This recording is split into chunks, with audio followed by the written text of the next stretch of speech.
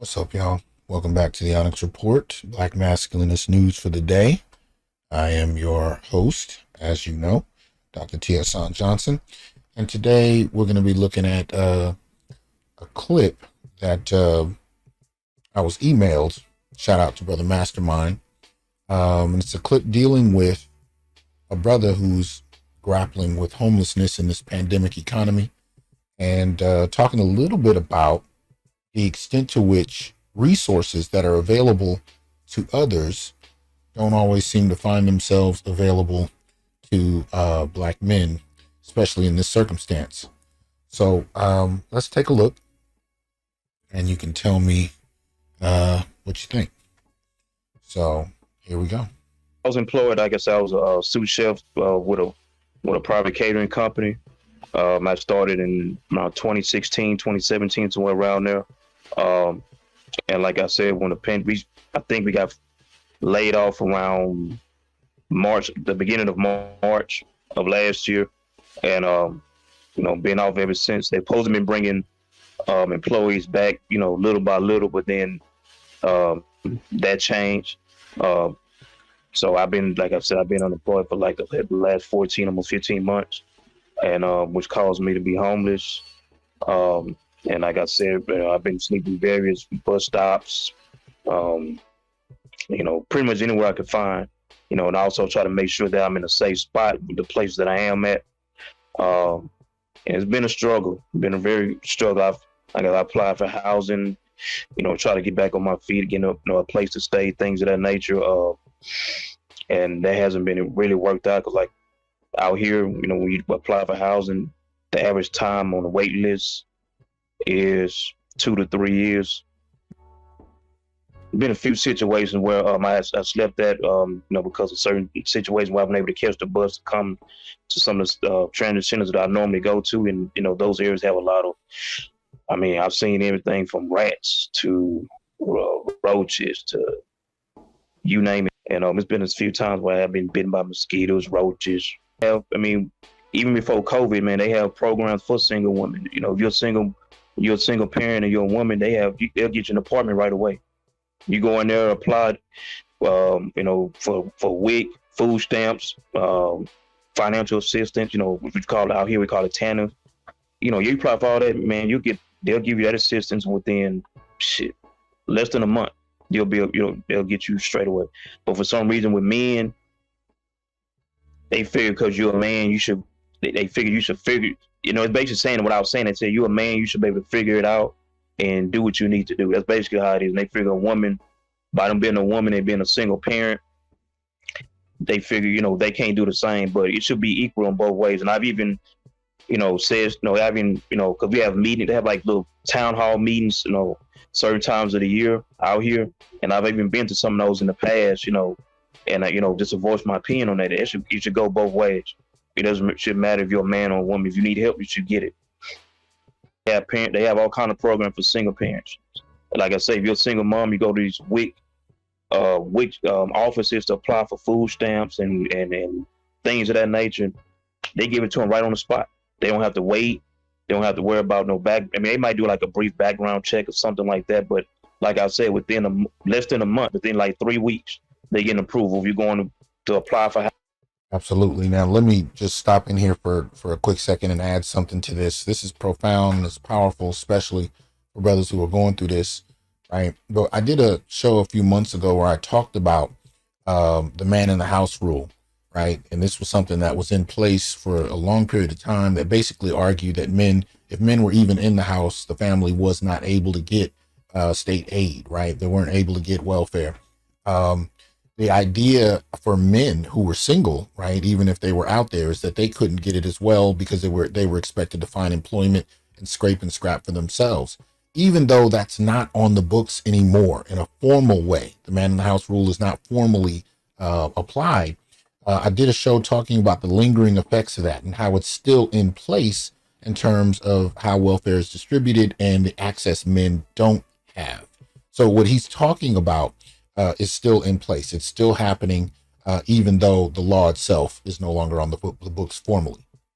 Housing, like in my situation, they get approved right away. You don't have to wait on no waiting list for 2 and 3 years. Fair They use. get applied. I mean, they get approved right away. And like I said, I really don't know the reasoning behind it, but it's always been, hey, I'm gonna send you call these numbers and say, hey, I'm a single mother, even with the shelters. You know, if you say, hey, I'm a single mother, I got 2 or 3 kids or whatever the case may be, I need a place to stay or whatever, they jump on it they jump on it right away. I mean, that is how it always been. So you can definitely see how this impacts men and the problems it can cause, and the really kind of permanent impoverishment that men can go through behind this kind of situation. Now, we know, if you look at the 2018 homelessness report, hold on, you can actually find it. I think I'll link this, excuse me, in the comments section. I'll link the Forbes article that came out a while back dealing with some of the more recent data from the 2018 annual homeless assessment report.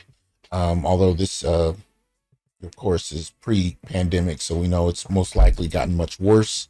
It actually got worse before this report, but I just thought I'd pull this up real quick. Basically, what it shows you is that African Americans, of course, 13% of the population. Here, as a matter of fact, let's just do it this way. Right. So, as you can see here, this is Forbes. The article is entitled Homelessness Has Racial, Gender, and Age Disparities. Right. And so if we scroll down, so it's dealing with the 2018 annual homeless assessment report. And basically what it shows is that African Americans, who make up 13% of the general population, were nearly 40% of the homeless, people during the count. Right. And then below in the following paragraph, you can see where it says men and boys at 60.2% were an enormous percentage of the homeless in comparison to women and girls. So a couple things that we can definitely pull from this, right? We know that men tend to be the majority of the homeless. We know that the African-American population is overrepresented. After this report and leading into the pandemic, we know half of the country's homeless were Black. 30% of that in California alone in terms of the overall homeless population. So California has a great deal of the country's homeless. We know that the majority are men, and we also know the lingering effects of the man in the house rule play out in a manner where men tend to find themselves without much support altogether. So this brother's dealing with homelessness brought on by the pandemic, and the extent to which it has, caused homelessness, especially, or I should say a lack of employment, especially for those who are working in the service industry. And sadly enough, this brother is on the street. I'm told, as I was emailed, that there is also a GoFundMe. I will put the link for that in the description. I did not produce the GoFundMe. I'm only going with what's available in the information. And as a matter of fact, on the GoFundMe page, you can see this video linked there, but that is all I know. So you can do your own homework, check into it, and if everything looks on the up and up, support the GoFundMe that hopefully can get some resources to brothers like this. Either way, if you have another way of doing so, please suggest it in the comment section. But at the end of the day, brothers need help.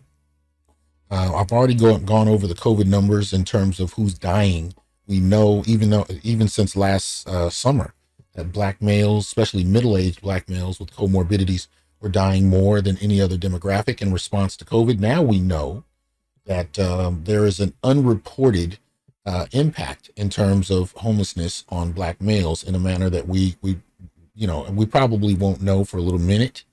I haven't seen any up-to-date reports covering 2020, let alone 2021. I may have missed it. Again, please feel free to share what other information you may have. But at the end of the day, man, this is the kind of thing that most ignore. Most people ignore.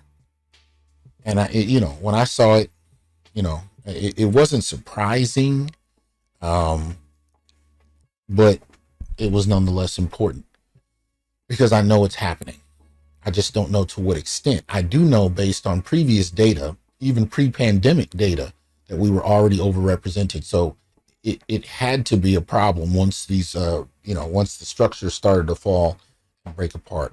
nevertheless, damn, to anybody that's going through it, you know, all I can tell you is I feel for you. Keep your heart up, keep scrambling, keep looking for whatever resources you can. Don't give up, you know, don't give up. This is a circumstance that many a Black man finds himself in, so you're not alone. But at the end of the day, if nothing else, we need to at least have this conversation and see what resources we can shake out of the tree, since nobody is walking the streets looking for homeless Black men to help them out. All right. So heart goes out to you, brothers. Keep your head up. Keep it up. Peace.